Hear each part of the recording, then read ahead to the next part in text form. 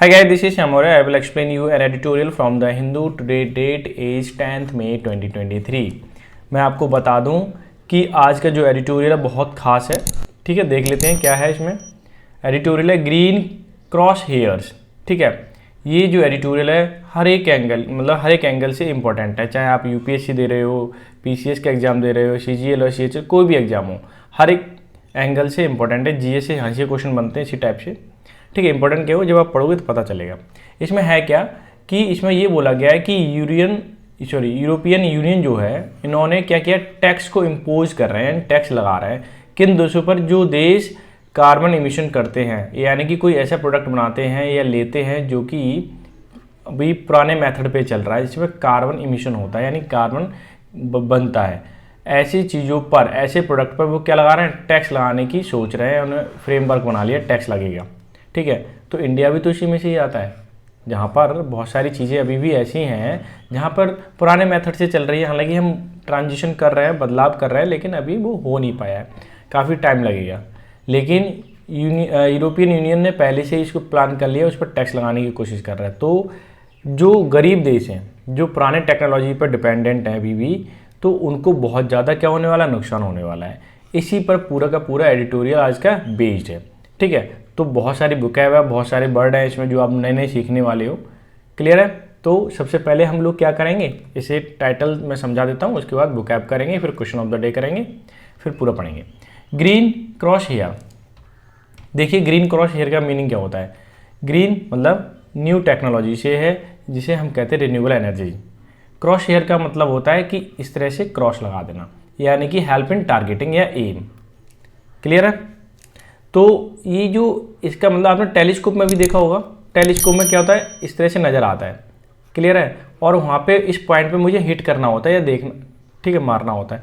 आप free fire खेले होगे तो उसमें भी आता है, गन में आता नहीं आता है, टेलीस्कोप में या किसी में ले लीजिए। तो ये तो क्रॉस दिखाते हैं, इसका मतलब होता है किसी मुद्दे पर या किसी जो आप एम है उस पर अगर टारगेट करना चाहते हो, सही से काम करना चाहते हो, हिट करना चाहते हो, तो एकदम पोजीशन आपकी परफेक्ट हो जाए, इसलिए क्रॉस हेयर है ये। समझ में आ गया? ठीक ऐसे ही जो भी आप काम करना चाहते हो, ग्रीन एनर्जी में बदलाव या ग्रीन एनर्जी की ओर आना चाहते हो आप, तो क्रॉस हेयर्स होना चाहिए, ताकि आपका जो काम कर रहे हो, वो काम करने का तरीका है वो परफेक्ट हो जाए और वहाँ पहुँच जाओ ग्रीन एनर्जी की ओर। क्लियर है? थोड़ा सा बड़ा हो सकता है, मैं एक्सप्लेन जो दे रहा हूँ, लेकिन बहुत क्लियर वे में समझाने की कोशिश कर रहा हूँ। अब multi pronged counter is warranted to tackle the EU carbon tax plans. Multi मतलब अनेकों, प्रोलॉन्ग्ड मतलब कांटेदार होता है। जैसे तुमने त्रिशूल देखा है ना, वो कांटे जो ऊपर के होते हैं उसे प्रोंग बोलते हैं। ऐसे ही हमें कैसे चाहिए, कांटेदार काउंटर चाहिए, उसका सामना करना पड़ेगा। Is warranted. ठीक है, वारंटेड मतलब एक तरीके से हमें अधिकार देता है उसका सामना करने के लिए। टू टैकल, टैकल का मतलब सामना करने के लिए, ठीक है, सुलझाने के लिए। क्या चाहिए, EU यानी कि यूरोपियन यूनियन के जो कार्बन टैक्स प्लान है उनको झेलने के लिए और इसका सामना करने के लिए हमारे पास कुछ क्या होना चाहिए, काउंटर प्लान होना चाहिए। ठीक है, ये इसका क्या है, टाइटल और सबटाइटल मैंने दोनों ही एक्सप्लेन कर दिया है। तो पहले हम चलते हैं बुकैब पर। ठीक है, बुकैब के बाद चलेंगे क्वेश्चंस ऑफ द डे, जो कि आपके एग्जाम के लिए बहुत इंपॉर्टेंट है। उसे ज़रूर हिट किया कीजिए क्वेश्चंस को, क्योंकि वो कहीं ना कहीं आपको हेल्प करने वाले हैं बहुत ज़्यादा। ठीक है, कंप्लीट एडिटोरियल में हिंदी में एक्सप्लेन करूंगा। हमारा फर्स्ट वर्ड है आपका क्रॉस हेयर्स, यानी कि यूज इन पोजीशनिंग, एमिंग और मेजरिंग। ठीक है, आप पोजीशन बनाने में और एम यानी कि आपका जो एम है उसको सेट करने में, मेजरिंग करने में, नापने तोलने में हेल्प करता है। प्रोंग्ड का मतलब कांटेदार होता है, या बाइफरकेट बोल सकते हो आप, या टिंज भी बोल सकते हो। ठीक है, टाइन सॉरी। लेविंग का मतलब होता है वसूल करना, कर लगाना, उगाना, या इम्पोज या फाइन। ठीक है, दोनों ही सिनोनिम हो जाएंगे। रिलाई ऑन बहुत इंपॉर्टेंट फ्रेजल वर्ब है और हमेशा पूछी जाती है। पर निर्भर होना, भरोसा करना, डिपेंड ऑन होना। ठीक है, क्लियर है? नेक्स्ट वर्ड है हमारा ऑप्टिमली, यानी कि किफायती रूप से, in an optimal and most desirable way. जिस चीज़ की डिमांड ज़्यादा होती है, जिस चीज़ की डिजायर ज़्यादा होती है, ठीक है, उसे हम ऑप्टिमली बोलेंगे। सस्टेनेबल, लंबे समय तक चल सकने वाला, जो लॉन्ग लास्टिंग हो आपके लिए। डीम को ना समझना, विचार करना, होल्ड बोल सकते हो, किसी चीज़ को अपने लिए रोके रखना। टेक फॉर या व्यू एज। ठीक है। नेक्स्ट है कल्मिनेट, ये भी बहुत इंपॉर्टेंट है बिकॉज ऑफ ये भी आया हुआ, पराकाष्ठा पर पहुंचना या टॉप पॉइंट पर पहुंचना, जिसे हम क्लाइमैक्स बोलते हैं। गेज का मतलब मापना, आंकना, एस्टिमेट करना या गैस करना। ओके। असर्टिव का मतलब निश्चयात्मक, स्वीकारात्मक, यानी कि जो निश्चय हो, स्वीकारात्मक हो, जो स्वीकार कर लिया जाए। एग्रेसिवली सेल्फ अश्योर्ड, और खुद ही तुमने क्या किया, सेल्फ अश्योर्ड हो। ठीक है, आप क्या हो, सेल्फ अश्योर्ड हो, खुद से कंफर्म हो कि हाँ ये ठीक है। टैक बहुत ही अच्छा वर्ड है, पैतरा बदलना, जोड़ना, ठीक है, या हवा की दिशा में ले जाना, जिधर जैसा काम चल रहा मान लीजिए, ठीक है, जिधर हवा चले उसे उसकी तरफ मुड़ जाना है। फ्लिप और फ्लिप फ्लॉप भी बोल सकते हैं, ठीक है, दोनों ही सिनोनिम है। अलाक्रिटी, जोश, प्रफुल्लता, ब्रिस्कनेस या फिर स्मार्टनेस, दोनों ही क्या हो जाएंगे, सिनोनिम है। सोफिस्टिकेटेड का मतलब जटिल करना, कन्वोल्यूट या ट्विस्ट करना, ठीक है, दोनों ही सिनोनिम हो जाएंगे।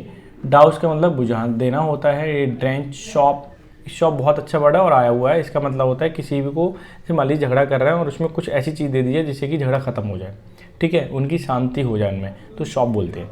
स्लाइकेन ढीला पड़ना, ठीक है, बुझा देना, ये कई फॉर्म इसी तरह से कई तरीके से यूज में हो जाता है। शिप का मतलब भेजना, ढोना, एम्बार्क, ठीक है, एम्बार्क के साथ प्रीपोजिशन ऑन आता है। गो ऑन बोर्ड या फिर शिप में कुछ ही लाद करके भेज देना, डेट इज कॉल्ड शिप, या शिपमेंट भी जिसको हम बोलते हैं। ट्रांजिशन का मतलब परिवर्तन करना, मॉड्यूलेशन, चेंज ओवर। फ्लैग का मतलब उत्साहहीन होना, ठीक है, झंडे या झंडी से सूचित करना। ईज ऑफ, स्लाइकेन ऑफ, ठीक है, हो जाना। एवेन्यू का मतलब अ लाइन ऑफ अप्रोच या बाउल वर्ड, ठीक है, ठीक है, बाउल वर्ड बोलेंगे इसे। नेक्स्ट है अ फुट, जारी या सक्रिय, ध्यान रखना, क्योंकि अ फुट होता है ना, ऑन द फुट बोलते हैं, ठीक, उसी से बना हुआ है ये वर्ड। इसका मतलब है कि जब हम ऑन फुट बोल रहे हैं मतलब पैदल चल रहे हैं, यानी सक्रिय हैं, जारी हैं, इसलिए अंडरवे या हो सकता है इसका क्या मीनिंग, ठीक है। क्वान्टिफाई का मतलब होता है मात्रा निर्धारित करना, मेजर करना, किसी चीज़ को नापना।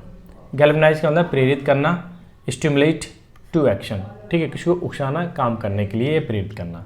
इम्प्लीकेशन का मतलब तात्पर्य, डिडक्शन, एंटेलमेंट, ठीक है, एंटेल के साथ हमेशा प्रीपोजिशन फॉर आती है, इसका मतलब होता है जरूर, अपरिहार्य या के बारे में होना, या जरूरी बोल सकते हो, और क्या बोल सकते हो, इम्प्लीकेट भी बोल सकते हो, ठीक है। तो ये थी बुकैब, हाँ ठीक है, बुकैब ये इसकी मैं बता दूं, अगर इसकी PDF अगर आपको चाहिए, ठीक है, तो नीचे मैंने टेलीग्राम चैनल का लिंक दे रखा है, और वहाँ जाइए और PDF ले लीजिए। क्लियर है। नेक्स्ट है क्वेश्चन ऑफ द डे की अगर मैं बात करूँ आज का क्या है, बहुत ही इंपॉर्टेंट वर्ड है। Each of the girls have come with her books, no error.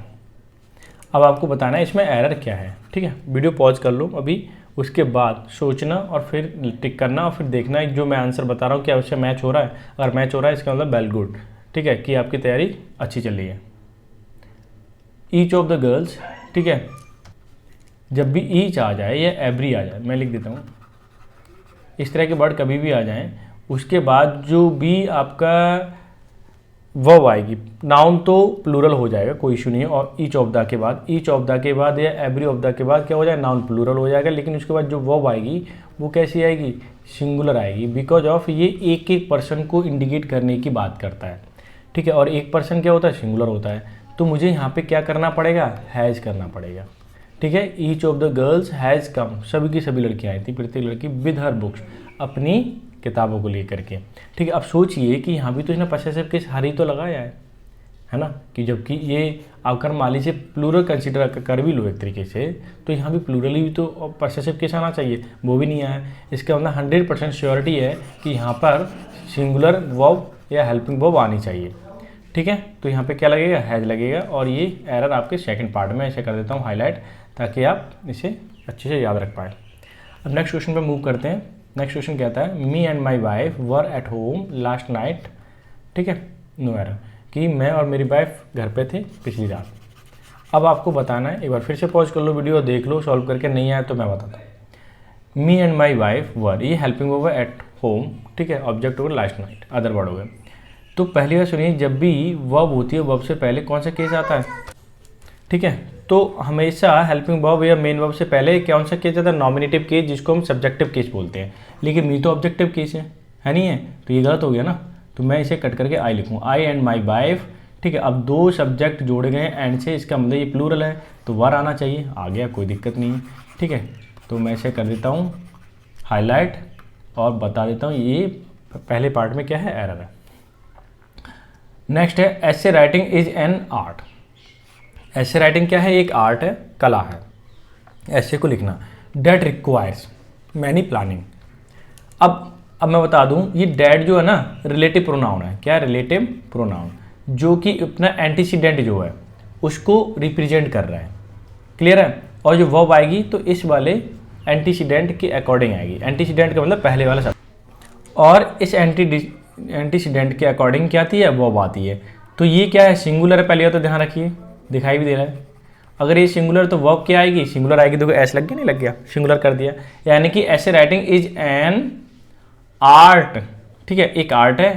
Date require, जो रिक्वायर है, जिसके लिए ज़रूरत है, मैनी प्लानिंग या मैनी प्लानिंग्स होना चाहिए ना, many plannings on the part of the writer. ठीक है, अब मैं आपको बता दूं, इसमें एरर समझ में आ गया तो बेटर, नहीं आया तो मैं बता देता हूं। ठीक है, थोड़ा सा कठिन है स्लाइटली, अगर आपने पकड़ लिया तो वेल एंड गुड, नहीं पकड़ा तो कोई बात नहीं। प्लानिंग्स होना चाहिए, पहली बात तो ये है।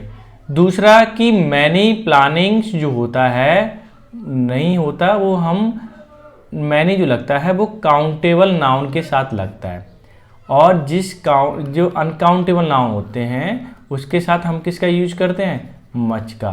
ठीक है, तो यहाँ पे क्या आना चाहिए, मच। यानी कि ऐसे writing is an art that require, जिसको ज़रूरत है मच प्लानिंग्स की, बहुत सारी चीज़ों की ज़रूरत है प्लानिंग की। ठीक है, तभी क्या कर पाओगे आप, अच्छा लिख पाओगे। डन। तो ये हो गया आपका एरर सेक्शन, और इसमें ये क्या है, एरर पार्ट है। क्लियर हो गया। वीडियो अच्छी लग रही हो तो एक लाइक जरूर कर देना, ताकि मैं आपको इस तरह की रेगुलर वीडियो मैं आपको प्रोवाइड करा पाऊँ। और हाँ, कम्युनिटी में मैं जितनी भी पोस्ट डालता हूँ उसका आंसर ज़रूर दिया करिए। और मैं आपको बुक देने वाला हूँ, जो ई बुक, ठीक है, जिसमें बुकैब ईडियम्स वगैरह दे रखे हैं। ठीक है, वो मैं देने वाला हूँ। और ज़रूर से जो क्विज मैं लेने वाला हूँ, जब क्विज आप पूरा हो जाएगा ना, जिस दिन मैं क्विज करवाऊँगा, और जो सारे के सारे आंसर का परफेक्ट देगा उसके लिए फ्री ऑफ कॉस्ट वो बुक मिल जाएगी। ठीक है, और बहुत ही हेल्पफुल बुक है, अदरवाइज मोल लोगे तो कोई फ़ायदा नहीं है, तो फ्री वाली चीज़ लीजिए ना। क्लियर है। अब चलते हैं हम एडिटोरियल पर। एडिटोरियल कहता है ग्रीन क्रॉस हेयर्स, ग्रीन मतलब रिन्यूएबल एनर्जी की बात हो रही है। क्रॉस हेयर्स का मतलब जिसपे हमें परफेक्टली एम करना है, ठीक है, काम करना है। क्लियर है। और अब मल्टी प्रोंग काउंटर, हमारे पास एक ऐसा मल्टी प्रोंग जहाँ पे बहुत सारे ऑप्शन निकल सकें, ठीक है, कांटेदार, यानी कि जो अटैक कर सके किसी पे, इज वारंटेड, जो जिसकी हमारे पास अधिकार है एक तरीके का, टू टैकल करने के लिए, हैंडल करने के लिए, यूरोपियन यूनियंस के जो कार्बन टैक्स प्लान है उसको हैंडल करने के लिए प्रोलॉन्ग्ड काउंटर होना चाहिए। ठीक है, जिससे कि हम उसे काउंटर कर सकें, झेल सकें या उसको हैंडल कर सकें। ठीक है, क्योंकि अभी क्या किया है, यूरोपियन यूनियन ने टैक्स लगा दिए। ठीक है, अब यहाँ से देखिए, मैंने सेंटेंस को हाईलाइट कर दिया, पूरा का पूरा समझाऊंगा। स्टार्टिंग दिस अक्टूबर, स्टार्टिंग से मतलब शुरू हो रहा है अक्टूबर से, यूरोपियन यूनियन प्रपोजेज मतलब प्रस्ताव रखा, ये सब्जेक्ट है आपका। ठीक है, और ये क्या है, वर्ब है, मेन वर्ब। टू इंट्रोड्यूस, ठीक है, प्रस्ताव रखा इंट्रोड्यूस करने के लिए। अ फ्रेमवर्क, एक फ्रेमवर्क मतलब एक ब्लूप्रिंट बना हुआ है जिस पे काम कैसे कैसे किया जाएगा, वो चीज़ उसे फ्रेमवर्क बोलते हैं। फॉर लेविंग का मतलब होता है किसी पे लगाना, इम्पोज करना। आ कार्बन टैक्स, ठीक है, कार्बन टैक्स लगाना है। ऑन, कार्बन टैक्स होता क्या है अभी जब पढ़ेंगे पता चल जाएगा। ऑन इम्पोर्ट्स, जो हम आयात कर रहे हैं प्रोडक्ट्स के लिए। डेट रिलाई ऑन, रिलाई के साथ हमेशा ऑन आता है, डिपेंड के साथ भी हमेशा प्रीपोजिशन ऑन आता है, ध्यान रखना। जो कि क्या करता है, रिलाई करता है नॉन ग्रीन एनर्जी पर डिपेंड करते हैं जो देश, उन पे क्या लगने वाले हैं अब, टैक्स लगने वाले हैं। कौन से, कार्बन टैक्स। ठीक है, क्योंकि नॉन ग्रीन एनर्जी पे डिपेंडेंट है वो, यानी कि कार्बन एमिशन करते हैं, इसीलिए उन पर टैक्स लगने वाला है। और सब ऑप्टिमली, ठीक है, किफ़ायती रूप से यानी कम किफ़ायती रूप से।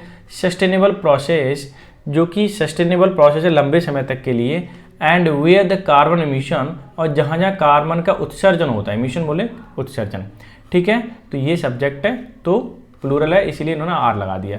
डीम्ड, जिस पे हमें दिखता है to have not been adequately priced, कि कार्बन जितना पैसा मतलब पैदा कर रहे हो उस पर उतना प्राइस अभी नहीं लगाया उन पर टैक्स, ठीक है। इसलिए उन्होंने क्या किया, प्लान कर लिया टैक्स को लगाने का। जितने भी देश क्या कर रहे हैं, कार्बन एमिशन कर रहे हैं, यानी कार्बन से रिलेटेड ऐसी कोई चीज़ आप खरीदते हो जो कार्बन एमिशन करेगा तो उस पर आपको हैवी ड्यूटी या टैक्स देना आपको पड़ेगा, ठीक है। ये क्या है, यूरोपियन यूनियन का भी प्लानिंग चल रही है, एक प्रस्ताव रखा है उन्होंने अभी, क्लियर है, जिससे कि इंडिया को भाई, क्योंकि इंडिया भी कार्बन तो उत्सर्जन करता है, काफ़ी करता है। अब ऐसा तो है नहीं, कुछ देश होते हैं वो होते हैं आपके डेवलप और कुछ देश हैं डेवलपिंग देश, यानी कि अभी डेवलपिंग कर रहे हैं। तो जो डेवलपिंग कर रहे हैं जाहिर सी बात है उनके पास इंफ्रास्ट्रक्चर वगैरह है, पैसे की कमी है, और डेवलप है वो तो पहले से ही सक्षम है उस चीज़ में, इसलिए वो तो हैंडल कर लेंगे, ठीक है, रिन्यूएबल एनर्जी की ओर, लेकिन हम नहीं कर पाएंगे ना, इसीलिए ये थोड़ा झंझट है। देखते हैं क्या कहता है एडिटोरियल आगे। This carbon border adjustment mechanism, ये शॉर्ट की ये CB या CBAM बोल देता हूँ। CBAM को क्या बोलेंगे फुल फॉर्म में, कार्बन बॉर्डर एडजस्टमेंट मैकेनिज्म, ये फुल फॉर्म के रूप में आ सकता है, ठीक है। ये CBAM आपकी CHSL का एग्जाम हो या CHSL का एग्जाम वो CGL का हो, MTS कोई भी हो सकता है GS के पार्ट में, ठीक है, आपसे पूछ लिया जाए कि CBAM की फुल फॉर्म क्या है, इसलिए याद रखें कार्बन बॉर्डर एडजस्टमेंट मैकेनिज्म, क्योंकि ये नई है, ठीक है, नया प्रपोज किया गया प्लान। अगर प्लान एग्जीक्यूट हो गया, लग गया, तो समझिए कि ये डेफिनेटली पेपर में क्वेश्चन बनने वाला है, ठीक है। बिल बिगिन, जो शुरू होगा CBAM with N import monitoring, कि आप क्या क्या चीज़ आयात कर रहे हैं, क्या क्या चीज़ खरीद रहे हैं, ठीक है। मैकेनिज्म यानी प्रक्रिया, कल्मिनेट चरम काष्ठा यानी कि एक हाईएस्ट पॉइंट पर पहुंच जाना, उसे कल्मिनेट बोलते हैं। In the levy of duty as determined from January 2026, कि ये 2026 से क्या हो जाएगा, लागू हो जाएगा, ठीक है, तय कर दिया जाएगा। और सब पे जितने भी मतलब नॉन ग्रीन आपके पास कोई चीज़ खरीदते हैं जो कि कार्बन एमिशन करता है, नॉन ग्रीन एनर्जी की तरफ है, तो उस पर टैक्स लगने वाला, हैवी ड्यूटी, क्लियर है। चाहे आप खरीदें, ठीक है, या बेचें, कहने का मतलब उनको निगरानी में रखा जाएगा और उन पर क्या लगेगा, टैक्स लगेगा जनवरी 26 से, ठीक है। ये प्लान पूरा है, अगर लागू हो जाता है तो इसलिए हमें क्या करना है, ग्रीन एनर्जी की ओर बढ़ना है और कार्बन वास्तव में कम होना चाहिए। आगे सेंटेंस क्या कहता है, द EU, देखो यूरोपियन यूनियन, ठीक है, इसके आगे दा लगता है, ध्यान रखना। आर्ग्यूज, वो तर्क देता है, डैट CBAM विल एंश्योर, क्या करेगा, सुनिश्चित करेगा, इट्स क्लाइमेट ऑब्जेक्टिव्स, कि अभी यूरोपियन यूनियन का पूरा क्लाइमेट क्या, वो पूरा का पूरा ऑब्जेक्टिव क्या है, उद्देश्य वो ये है कि हमें कार्बन एमिशन को कम करना है, क्लाइमेट का ज़्यादा ध्यान रखना है, ठीक है। तो जो G20 में भी बात हो रही है, ठीक है, COP26 में भी बात हुई थी कि हमें कार्बन को कम से कम एमिशन करना है, ठीक है, पृथ्वी के टेम्परेचर को मेंटेन करना है, वो चीज़। इसीलिए क्या कर रहा है कि वो हम लोग क्या कर रहे हैं, क्लाइमेट ऑब्जेक्टिव लेके चल रहे हैं, आर नॉट अंडरमाइन, यानी कि उसे ऐसा नहीं है कि क्लाइमेट ऑब्जेक्टिव है उसको नज़रअंदाज नहीं किया जाएगा, ठीक है, उसका ध्यान रखा जाएगा। बाय कार्बन इंटेंसिव इंपोर्ट, की जो इंपोर्ट करते हैं कार्बन चीज़ें, ठीक है, एंड इस पर क्लीनर, और हम प्रोत्साहित करेंगे, इस पर करेंगे, बढ़ाएंगे, क्या हो कि साफ सफाई हो, क्लीनर का मतलब जहाँ पे कार्बन की एमिशन है वो कम से कम हो, इसका मतलब ये है। Production in the rest of the world, कि यूरोपियन यूनियन के जितने भी देश हैं वो तो कम कार्बन एमिशन करेंगे, साथ ही साथ उनका ये बोल रहा है कि रेस्ट ऑफ द वर्ल्ड यानी कि जो बाकी के देश हैं, ठीक है, उनका भी प्रोडक्शन कुछ ऐसा हो कि कार्बन का लेस एमिशन हो, कम से कम उत्पाद करें कार्बन का। ऐसा नहीं है कि आप पैसा कमाने के चक्कर में, ठीक है, दुनिया को भूल ही जा रहे हैं, इंसान को भूल ही जा रहे हैं, ठीक है, ऐसा नहीं होना चाहिए। आगे देखिए सेंटेंस क्या कहता है, दिस पोजेज, ये लगाता है, असिग्निफिकेंट, महत्वपूर्ण, जिसको हम आसानी से देख सकें, थ्रेट, ये क्या कर रहा है, ये एक धमकी लग रही है, to some of India's biggest export, जो इंडिया के बिगेस्ट मतलब सबसे बड़े एक्सपोर्ट हैं, टू ट्रेडिंग ब्लॉक का मतलब एक ग्रुप, ठीक है, जो बिजनेस करते हैं, व्यापार करते हैं, ठीक है, उनके लिए क्या है, ये सबसे बड़ी एक खतरे की घंटी है या धमकी है। इंक्लूडिंग आयरन ओर, ठीक है, यानी कि लोहा अयस्क, एंड स्टील है, स्टील का जो अयस्क होता है उसको पैदा करना, ठीक है, उसको एक्सपोर्ट करना, क्योंकि सबके सब कार्बन होता है इनसे, ठीक है। विद कार्बन लेवीज, यानी कि उन पर क्या लगेगा, लेवीज लगेगी। एस्टिमेट रेंज अगर देखें लगभग अनुमान फ्रॉम 19.8% टू 52.7% कार्बन, मतलब क्या कहते हैं, इन पे कार्बन लेवीज लगने वाली है। क्यों? क्योंकि एक बड़ी मात्रा में कार्बन उत्सर्जन करता है, ठीक है, इसीलिए। तो जाहिर सी बात है हमारा देश भले ही क्या कहते हैं कोशिश कर रहा है आगे बढ़ने की, लेकिन ये जो प्लानिंग है बहुत जल्दी लग गई, ठीक है। अब देख लेते हैं, अब आगे देखिए। During a visit to France, जब ड्यूरिंग का मतलब दौरान, आ विजिट एक विजिट टू फ्रांस के लिए हुई थी इन अर्ली अप्रैल की शुरुआत में, ठीक है। Commerce and industry minister, commerce और इंडस्ट्री मिनिस्टर पीयूष गोयल जी हैं, सैड, उन्होंने कहा था it was too early, it was, ये बहुत जल्दी था। क्या था? ये बहुत जल्दी है। टू गेज, गेज का मतलब नापना, आकलन करना। टैक्सेस इम्पैक्ट, कि टैक्स का जो इम्पैक्ट है, टैक्स लगने का, ऑन इंडियन एक्सपोर्ट, कि इंडिया पे जो एक्सपोर्ट करता है, अगर वो कार्बन एनर्जी वाले या फिर जो कार्बन उत्सर्जन करते हैं ऐसे प्रोडक्ट का एक्सपोर्ट करता है, तो उस पर जाहिर सी बात है टैक्स ज़्यादा लगेगा, हैवी ड्यूटी लगेगी, तो लोग कम खरीद पाएंगे और इससे काफ़ी लॉस होगा इंडिया को। इसलिए उन्होंने बोला कि ये जो आप कर रहे हो, टैक्स लगा रहे हो, इंपोर्ट कर रहे हो, वो बहुत जल्दी है। As operational clarity was yet to emerge, ठीक है। इसको कैसे कैसे लागू किया जाएगा, कैसे कैसे ये चीज़ किन किन देशों पे कितना % लगेगा, ये सारी चीज़ें आनी चाहिए सामने, इस चीज़ पे क्लैरिटी होना चाहिए। क्लियर है? और आप बहुत जल्दी कर रहे हो, ये चीज़ें होनी चाहिए लेकिन बाद में होनी चाहिए, ठीक है। इसका अनुमान जब सही से हो जाए, सारी चीज़ क्लैरिटी हो जाए, सब एग्री कर जाए, तब लगाइए। और भी समस्या है वो क्या क्या है अभी मालूम पड़ जाएगा आपको। बाय लास्ट थर्सडे, अगर हम पिछले थर्सडे को देखें, टॉप ट्रेड ऑफिशियल्स, जो बड़े बड़े अधिकारी थे, ऑफिशियल्स बोले तो अधिकारी, ट्रेड वाले, बिजनेस वाले, वर मोर असर्टिव, वो बहुत ही एकदम निश्चित थे। एंड टर्म्ड टैकलिंग, उन्होंने एक टर्म बोला, tackling this risk as one of the top item on the government agenda, कि गवर्नमेंट का मोस्ट टॉप एजेंडा ये है, उद्देश्य ये है कि इस जो अभी टर्म आई है, ठीक है, टैक्स लगने की, ये एक तरीके से रिस्क है और इसको हम कैसे हैंडल करेंगे, ये गवर्नमेंट का सबसे बड़ा एजेंडा है। With several option being explored, और इसके साथ साथ बहुत सारे जितने भी ऑप्शन हो सकते हैं उसको किया जाएगा, एक्सप्लोर किया जाएगा, खोजा जाएगा। अब ऐसा नहीं है अचानक से तुम आया और टैक्स लगा दिया, ठीक है, तो देश को घाटा होगा, ठीक है, बहुत पीछे चला जाएगा। इसीलिए बहुत सारे ऑप्शन हो सकते हैं, तो उनको भी क्या किया जाएगा, डिस्कवर किया जाएगा, एक्सप्लोर किया जाएगा, ढूंढा जाएगा, ताकि प्रोग्रेस भी चलती रहे, प्लस हम कार्बन एमिशन को कम से कम कर पाएँ। अब मैं ये सेंटेंस कर देता हूँ, हाईलाइट हो गया, अब मैं इसे करता हूँ एक्सप्लेन।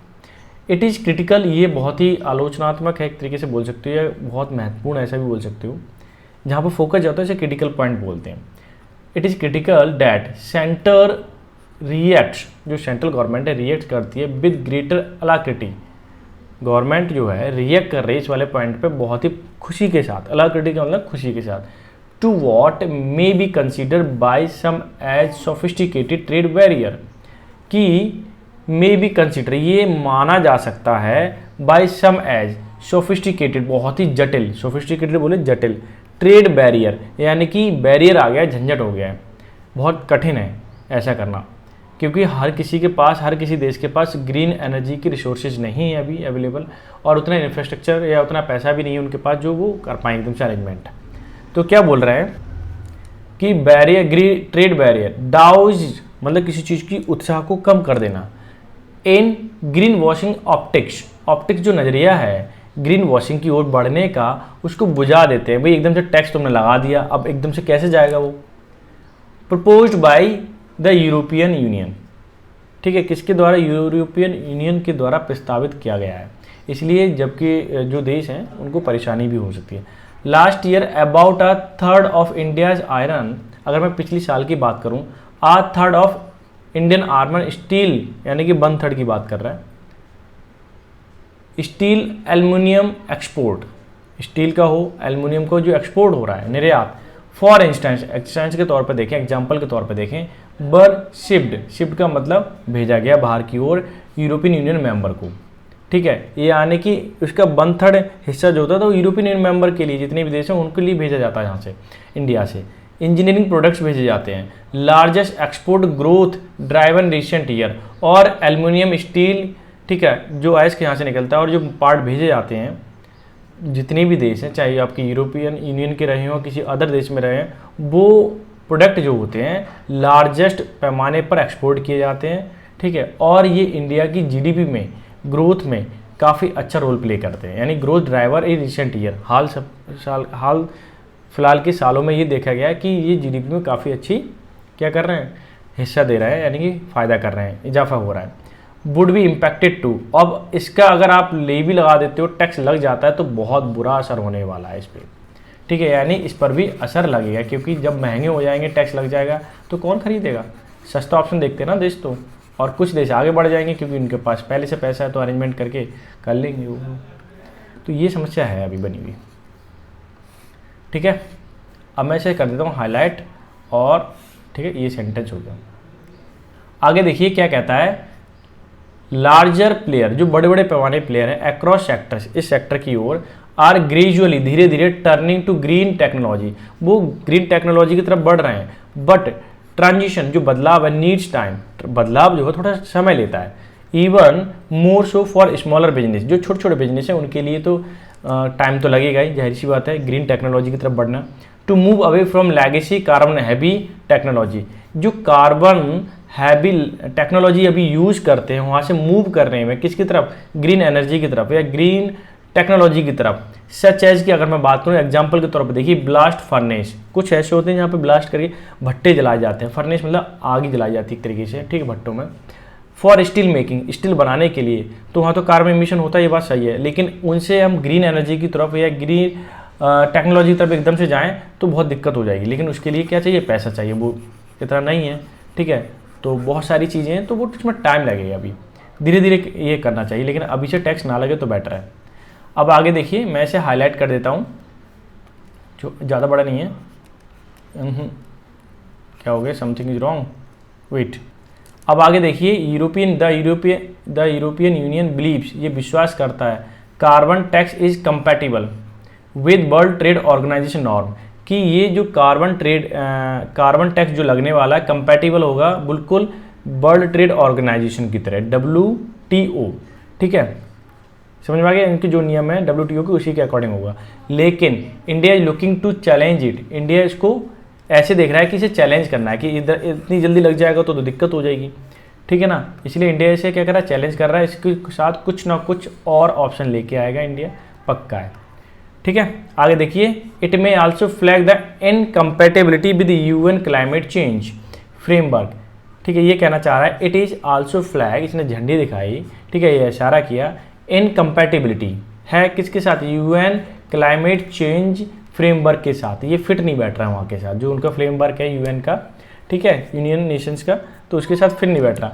बिच मूटेड, जो विचार करते हैं, ठीक है, क्या करते हैं, विचार करते हैं, common but differentiate responsibility, common है और डिफरेंशिएट मतलब थोड़ा सा अंतर है जिम्मेदारियों पर, for developed and developing nation, यानी कि कुछ एक तो डेवलप्ड हो चुके हैं देश, ठीक है, उनके साथ अलग जिम्मेदारियां हैं उनके पास, या अलग उनके पास टास्क हैं, या जो डेवलपिंग हो रहे हैं उनके साथ अलग जिम्मेदारियां हैं, क्योंकि केवल ग्रीन एनर्जी की या फिर ग्रीन टेक्नोलॉजी के साथ एकदम बढ़ जाना देश के लिए पॉसिबल नहीं है, ठीक है, चाहे वो आपका डेवलप कंट्री हो या फिर अंडर डेवलप कंट्री हो, ये कहना चाहता है।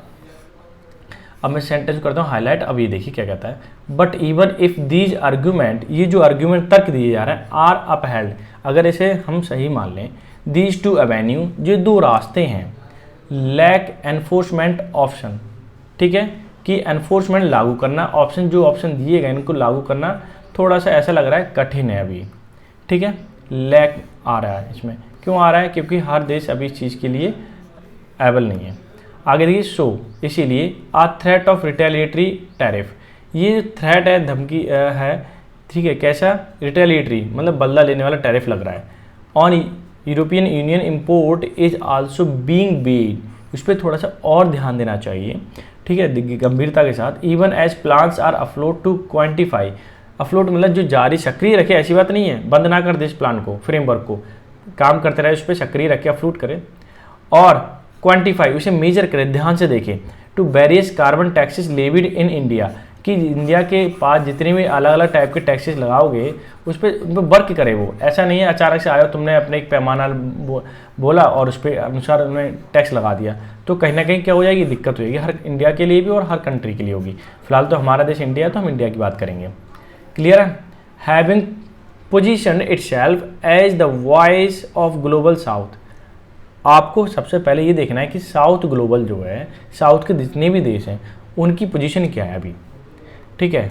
और India must play that part two hilt, India को करना चाहिए, प्ले मतलब देखना चाहिए, हिल्ट का मतलब होता है मुख्य तौर पर, वैसे तो किसी शॉट वगैरह होती है ना उसकी मुठिया को बोलते हैं, तो वो चलाने के लिए यूज की जाती है, हैंडल करने के लिए। ठीक वही चीज़ ये है कि India must play that part two hilt while the helm, helm का मतलब संचालन करना किसी चीज़ का, of G20 this year, G20 का संचालन करेगा तभी मुख्य तौर पर, है ना, मुख्य तौर पर साउथ इंडिया के जितने भी देश हैं उनके बारे में इंडिया क्या है जिक्र करेगा पक्का। And this year and galvanise, तैयार करेगा, प्रेरित करेगा अदर नेशन के लिए, take on European tax framework, कि आप टेक ऑन का मतलब इसे देखिए चैलेंज के रूप में लीजिए, ठीक है, स्वीकार कीजिए, ठीक है, यूरोपियन यूनियन के टैक्स फ्रेमवर्क को, क्योंकि जब G20 का सम्मेलन होगा उसके बाद सारी चीज़ें क्लियर हो जाएंगी, इंडिया की पोजीशन क्या है, इंडिया क्या कहना चाहता है, not only India but also other country जो साउथ ग्लोबल में पढ़ते हैं। This championing need not revolve around its own concern but the far बर्स implication the CBAM entail for poorer countries, many of whom rely more heavily on minerals resources than India does। ये क्या कहना चाहता है कि जितने भी चैंपियनिंग है इसमें नीड नॉट रिवॉल्व, ऐसा नहीं है कि वहीं घूमते रहे आसपास, इट्स ओन कंसर्न, कि मान लीजिए क्लाइमेट के बारे में सोच रहे हैं तो उसके बारे में सोच रहे हैं, ऐसा नहीं, उससे काम नहीं चलने वाला।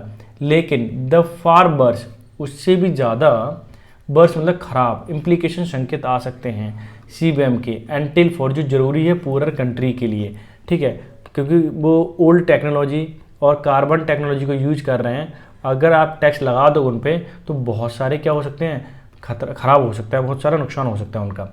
मैनी ऑफ होम, उनमें बहुत सारे जो अंडर डेवलपिंग कंट्री है या पुअर कंट्री है उनमें से बहुत सारे डिपेंड करते, रिलाई ऑन, ठीक है, डिपेंड करते हैं मोर हैवली, बहुत ज़्यादा मिनरल रिसोर्सेज पर देन इंडिया डज, और इंडिया भी करता है, ठीक है, इंडिया से भी ज़्यादा। वो लोग क्या करते हैं, इंडिया जितना करता है बहुत सारे पुअर कंट्री ऐसे हैं वो क्या करते हैं, इंडिया से भी ज़्यादा उन रिसोर्सेज का यूज करते हैं जो पुरानी टेक्नोलॉजी पर डिपेंडेंट हैं। ठीक है, समझ में आ गया, जितना इंडिया करता है उससे भी ज़्यादा और देश भी करते हैं, पाकिस्तान ले लीजिए, श्रीलंका ले लीजिए, ठीक है, ऐसे बहुत सारे देश हैं जो कार्बन टेक्नोलॉजी को यूज करते हैं। ठीक है, तो कहने का मतलब ये है अभी G20 होगी तो इस पर जिक्र किया जाएगा। और आपके लिए यहाँ पे क्वेश्चन कौन कौन से बन गए, एक तो पूछा जा सकता है CBAM, ठीक है, ये इसकी फुल फॉर्म क्या है, आपसे ये पूछा जा सकता है जो फ्रेमवर्क दिया गया है यूरोपियन यूनियन ने टैरिफ लगाने का वो कब से लागू हो सकता है, Jan 26 की बात की है इन्होंने, ठीक है, एक क्वेश्चन ये बन गया। तो इस तरह के क्वेश्चन को आपको ध्यान रखना है। वोकैब की PDF आपको टेलीग्राम चैनल पे मिल जाएगी, वहाँ जाइए, ठीक है, और वहाँ से ले लीजिए फ्री ऑफ कॉस्ट, और क्विज लगाना ना भूलें। ठीक है, तो मिलते हैं नेक्स्ट सेशन में, तब तक के लिए bye bye, take care, have a good day.